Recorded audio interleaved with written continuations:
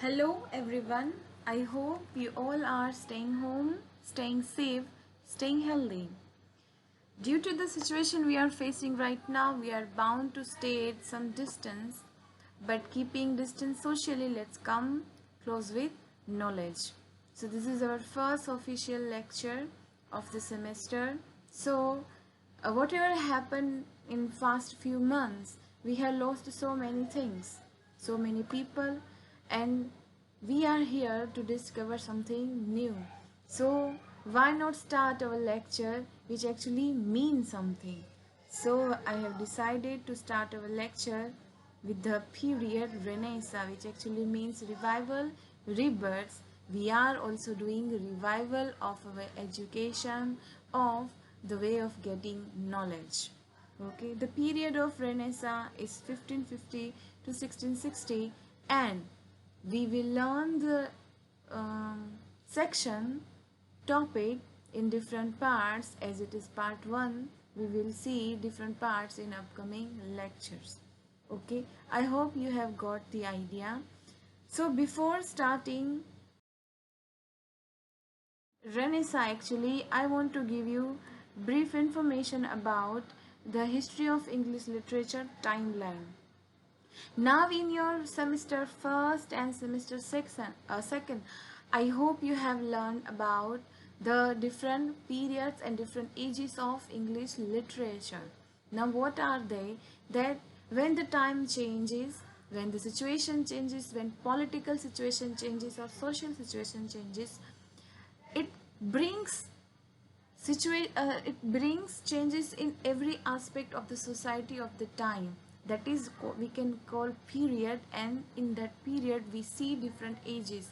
See, if you have heard the Bhakti Yug in Hindi literature, Gandhi Yug in Gujarati literature, just like that we have various ages in English literature during the different periods.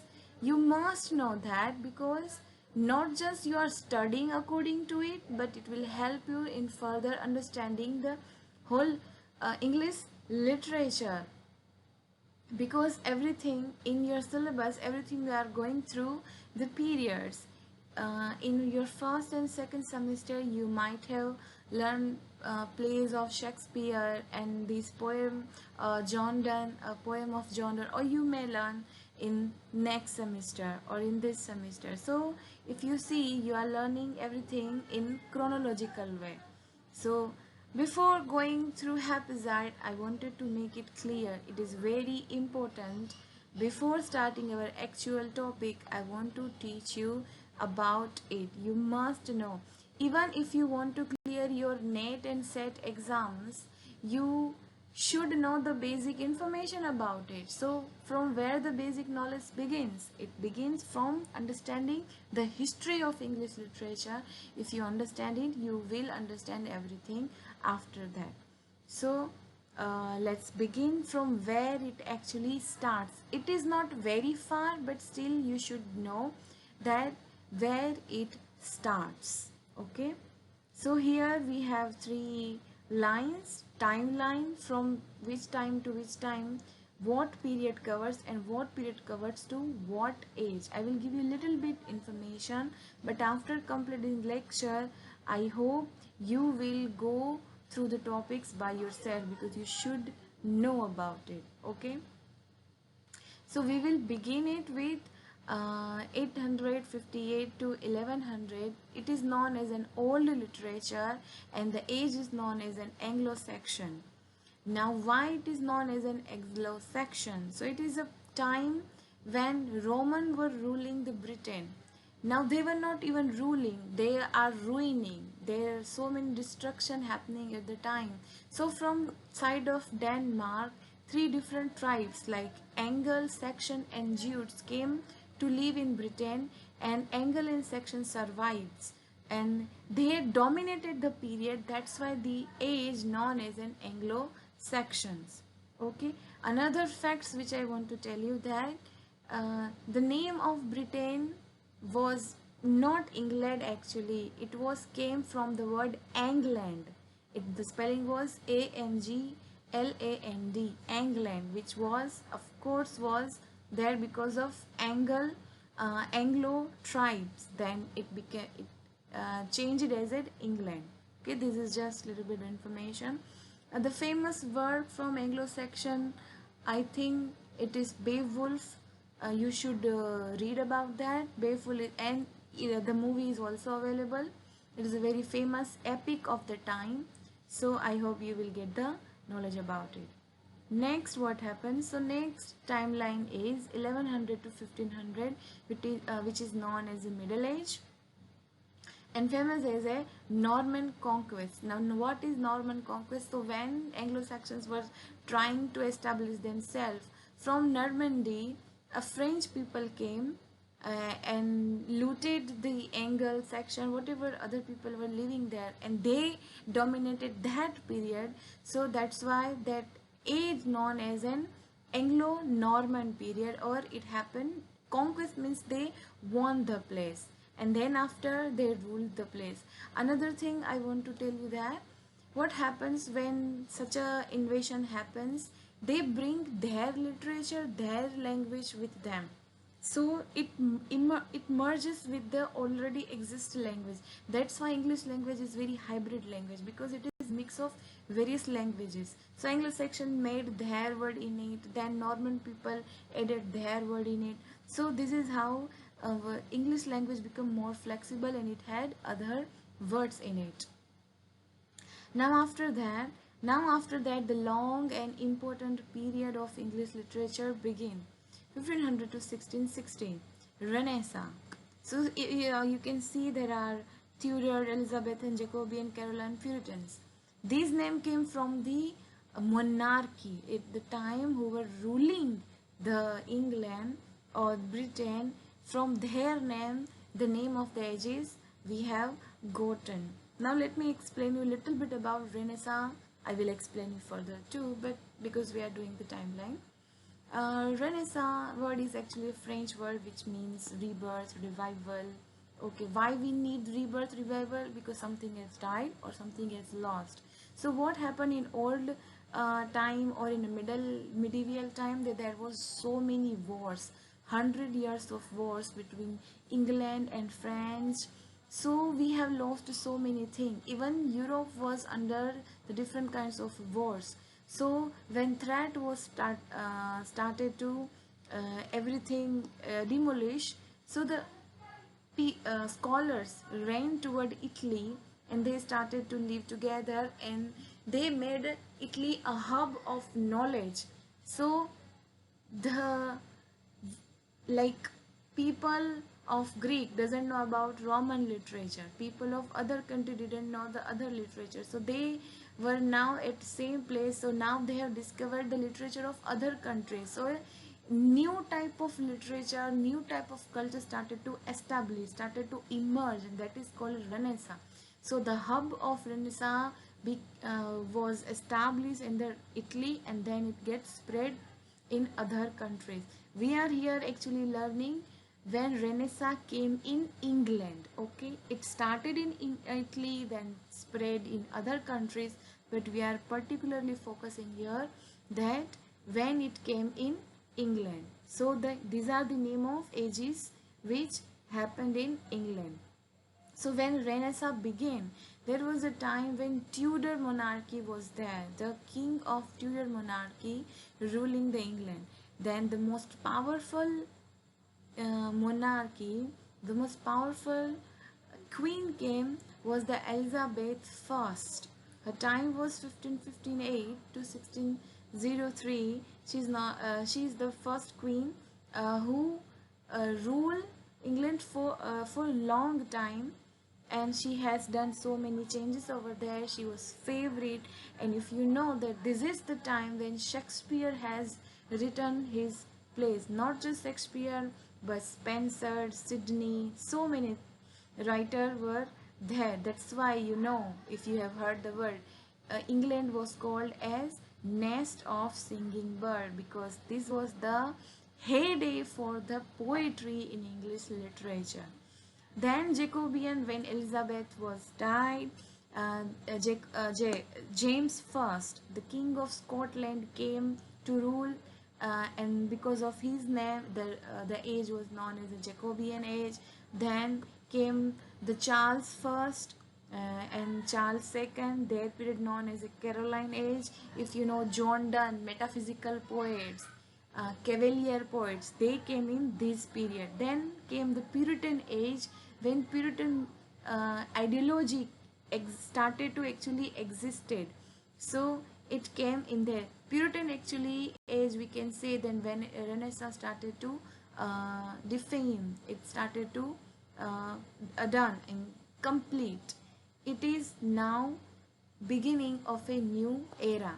So what is the new era? We will see in the next slide. Now next what we have, that after completing Renaissance, we have in 1660 to 1798 neoclassical age. Very important again.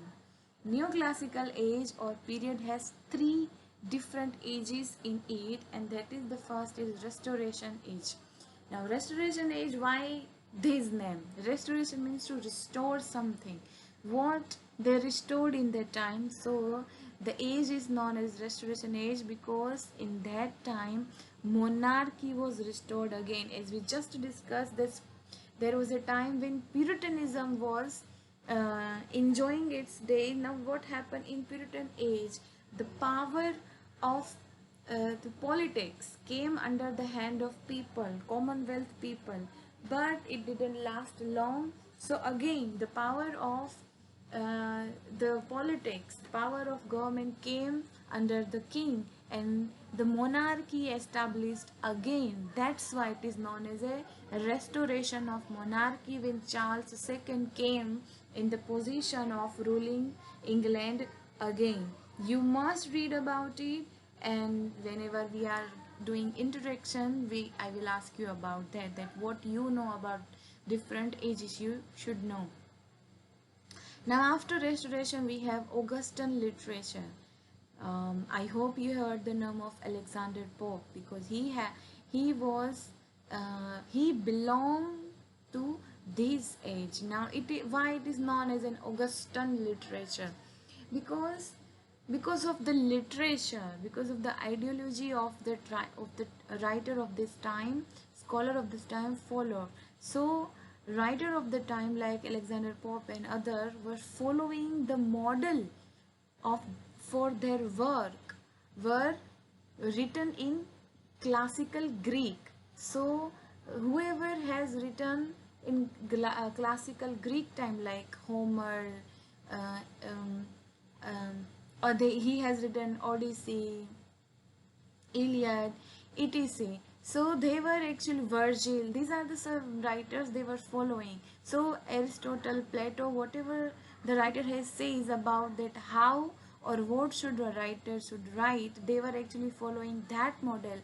And in that time, in classical Greek time, the king whose name was August, on his name, because they were following this that particular era, this age is known as an Augustan literature, Augustan age, because the writer of this age were following writer of that age for Roman Greek classical time.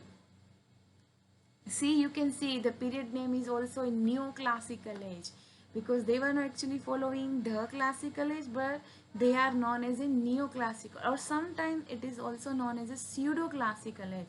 Why pseudo? Now pseudo means fake, now artificial. Why they are called as like artificial and fake? Because the writer of the time were only following form, they were not following content. In the name of content they are writing anything, they are just following form, like a sonnet to the 14-line poem and this form and that form, but in maintaining form they are not maintaining contents. So we are not enjoying the literature of that time. So that's why it is also known as a pseudo-classic or neoclassical age. Now after that came age of sensibility. I hope you have heard the name of Dr. Johnson, very famous name. So in this period we have seen, if you have heard the name of Darwin, He published his book about the evolution of human in this period. This age is known as the age of reason. People started to think not emotionally but mentally, practically. That's why this age is known as a age of sensibility. So what happened when people started to think only by their mind? A revolution came that we are done with it. We want emotion back, we want good feelings back. So what happened in 1798? If you are seeing the timeline, 1798 to 1901, if you remember, if you know, a book published in 1798, the name of the book was Lyrical Ballad, written by William Wordsworth and S.T. Coleridge. That happened in 19th century, and that book began a new era, and that era was Romantic Age, Romanticism. I know that I may not teach you, but I know that you might have heard the name of Wordsworth, of course, S.T. Coleridge, uh, Keats, Shelley, Byron. They are the very famous romantic writers who has written immense poem about beauty, women, love, and everything. So this was the romantic age, which came as a revolution against the age of sensibility, the the age of focusing only on form, not on feeling. Then came very important age, a Victorian age. The Victorian age is known as Victorian age because Queen Victoria was ruling the age. So the name was came from her name, Victorian age. Its time is 1837 to 1901, and till before Elizabeth II was right now the king of Britain, the period of Victoria was very much long in the history of uh, monarchy. She has done longer term in the monarchy, and then came Elizabeth II. She is actually ruling right now, and she has done 19 years almost as a queen over there. So why Victorian age is so much important? Because what we are seeing right now in our society, somewhere it was pioneered in the Victorian age. We are seeing so many factories, so many different kinds of problem in society. We Everything emerged in this period, and this period has the great writers like Dickens. If you I hope you have heard his name. If you not, then you should read about him. We have Dickens, we have Tennyson, so many writers we have in this age. If I could complete my lecture little bit faster in this semester, I will give you more detailed information about every age with every writer, because it is very interesting topic to know. After that, we have the last period, that is 1901 onward. Means this period is still continue, and that is started in 20th century literature. It has two edges. That modernism began in 1901. Why 1901? Because at the time Queen Victoria died, so the age ended with her. So modernism 1901 to 1939, and next and the last age is postmodernism from 1940 to 21st century, in which we are right now living. Now what happened? There are so many writers in this age, T.S. Eliot and others. They are prominent writers, but what happened in poetry, that they are the poet of this era was not so much as emerged, as became important as the Tennyson and Wordsworth had in their time. There are so many writers we have, so many poets we have, so many type of literature we have, but we can say that this writer is the prominent of this age. We don't have that type of writers in these eras. Okay, so I hope you have understand whatever I taught you about the timeline. Now we can proceed toward another topic, and that is Renaissance. Renaissance period. Renaissance means rebirth or revival in French language. As I already told you that what is meaning of the Renaissance, that is rebirth, revival in French language. It denotes the whole transition from the Middle Ages to modern world. Middle Age is also known as a dark age because we almost lost everything, literature, socially, everything we have ruined because there were war of 100 200 years, so very less thing was survived. So it like, so Renaissance is like a ray of hope at the time, so it completely transformed everything from middle age to modern world. The mentality of people, the approach of people has completely changed. It is described as the birth of modern world out of the ashes of the dark ages. I said there were so many wars, so many fires. So we can say that Renaissance is like a something like a phoenix bird which emerged, which get birth again from its own ashes. The term Renaissance seems to have been first used by the French historian Jules Michelet in his Historique de France, published in 1855. You have to remember this information. It is very particular information, can be asked in a MCQ. It describes intellectual and economical changes in Europe from 14th to 16th century. So it completely cut the 14th and 15th century mentality and completely gave new form of everything. People started to think in a different way. We have different economical sources now. We have different kind of literature. Everything was changed in Renaissance period. So as the writer Taine says that man, so long blinded, had suddenly opened his eyes and seen. So he's saying that before Renaissance, it was like that man has shut his eye, he has never seen anything, and suddenly has opened his eyes, and now he can see everything. So it was not just dark age literally but metaphorically too. Now the another writer, Ronald Carter, says that now new worlds, both geographical and spiritual, are the key to Renaissance, the rebirth of learning and culture, which reached its peak in Italy in the early 16th century and in Britain during the reign of Queen Elizabeth I from 1558 to 1603. If you remember, this is the time when Columbus, Vasco da Gama started to discover new land, and this is the time when our India was discovered by them, for them, because we were already existed, they didn't know.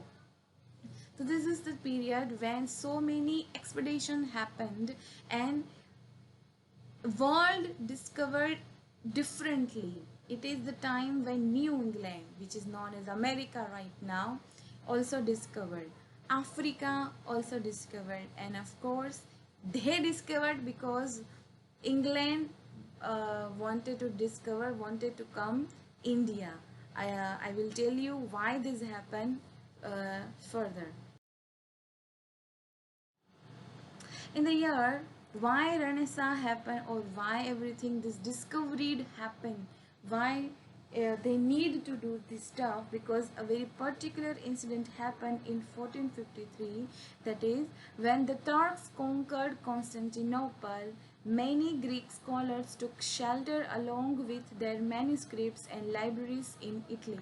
So what happened, that in a war with Turks conquered Constantinople. Now that is the place where we were selling our spices to England through the land, but now Turks conquered it, so there is no another way from the lands that England, Britain or Europe can get the spices from India. So now they have to find out the another way to get it. That's why the expedition actually started, and then whatever happened, it's actually a history. So this is a very important part now. So because of wars, Greek scholar has to run somewhere to they can save themselves and the literature and the past historical documents. So they everyone from another, different parts of Europe run toward Italy, in the libraries of Italy.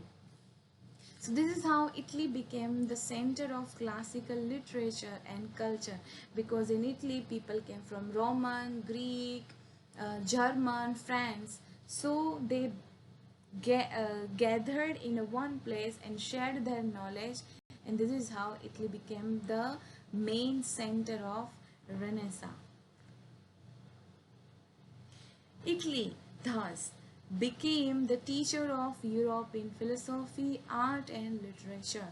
Renaissance began in Italy in the 14th century with the work of Petrarch and Boccaccio. You have to remember these two names too, because they are very important. They have actually influenced the biggest writer of the world, including Shakespeare.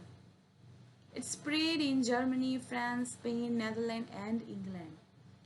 It began with the revival of classical learning. It began with revival of classical learning. It is very important because they are not writing new.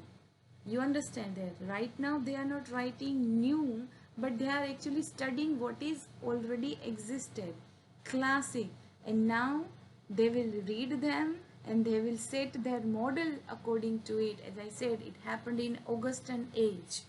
They were actually have modeled themselves on the classical literature. So the pioneered what happened in this Renaissance period, which came in 14th or 15th century. It began with the revival of classical learning, which has come to be called humanism. It is very important term which actually came to exist in this era. Humanism, the study of human, actually started to in this period. Before that, there was no value of human life. Now after it, the value of human life started to exist. People started to study about value of human, why men are so much important on the earth. Its influence reached England in the 16th century.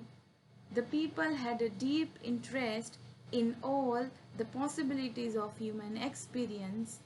Shakespeare wrote, "Tongue in trees, books in running brooks, sermon in stones, and good in everything." This very lovely line that suddenly everything got a voice.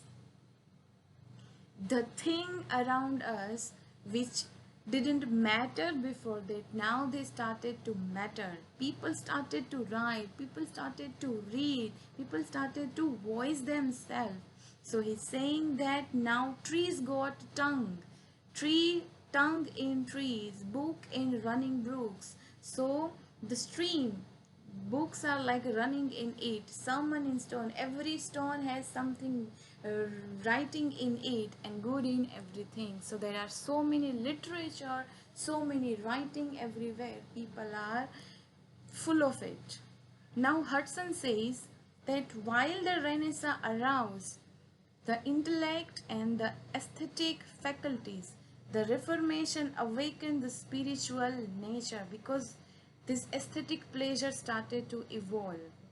Reformation in church, in literature, in social life, in political started to evolve too. The same printing press which differs the knowledge of the classic put the English Bible into the hands of people. Now this is very important thing which may come further, that printing press revolutionized the experience of writing and reading, because before that mostly writer had to write with manuscript, but when printing press started to press the book, when started to copy the book, it became more cheaper, and because of that the Bible came into the hand of people like us. Before that they were only the authority of church, but because of cheaper prices of book, this is now that became available to the people from the masses, prepared from an ordinary life, and a spread in the interest of religion was accompanied by a depending of moral earnestness. What happened? If it will come further, I will tell you. But you have to remember name like Tyndale and Wycliffe, because these people are like who actually died, who actually burned alive to reform the society, to reform the church, to give the actual meaning what happened, what had written in the Bible. We will study further if it comes, but this was the time when actually revolution came. People started to know what was wrong and what is right. So let's do some question answers. So the first question is, write down 3 names of great writers of every age with their 3 great works. This is little bit big word, that every age, from every age you have to choose 3 big writers, and you have to write it down 3 big works written by them. Why you should do it? Because of that you will get more idea about English literature, you will get more idea about the ages, history, the famous writers and their books. Another thing, you are right now at home, so when you are not studying from college, you should read another books which are not in your syllabus, so your knowledge about your line, your subject can be get more thorough. Like if you have King Lear by Shakespeare, so read his other books like Hamlet, Macbeth. If you have As You Like It, then read his other comedies. This is how you will get vast knowledge about it, and it will help you in your exams like NET and SET also. So do it right now. You have a very good chance to get more knowledge about other literature. Okay, so you have to do it. Now next question, explain the meaning of word Renaissance. As I already told you that the meaning of the word is rebirth and revival, but what I am saying that don't stick to whatever I have said or written in your lecture. Please do Google, and if you are getting some further knowledge which is very important to add, please do add it. Okay, next question, who used the word Renaissance for the first time? I have already mentioned the name of the writer, the name of his book, and when the book was published. So write that down. Next question, how Italy became the center of the classical literature. So whole incident when Turks conquered Constantinople and whatever happened after that, you have to mention that. Okay, so these are the important questions. Because the first question is very lengthy, so I have cut down another question. So write that down and send me your answers on WhatsApp. If you didn't get anything, if you want to ask further, please tell me in group, or you can comment in the video in YouTube channel, and you can discuss over there that what you understand, what you didn't understand, what you also need. If we get, as I already said, that if we get time, I would like to tell about the timeline, about the different ages in detail. Okay, for now we are doing done here. In next lecture we will do second part of Renaissance. Okay, but don't be just a lazy student. Find out about Renaissance by yourself too. Who are the best writer of the time? What are the best books written in the time? Poems, all that. We will do some creative works further too, but that will happen in further lectures. Till now, just write down answer of it and study more. All the best.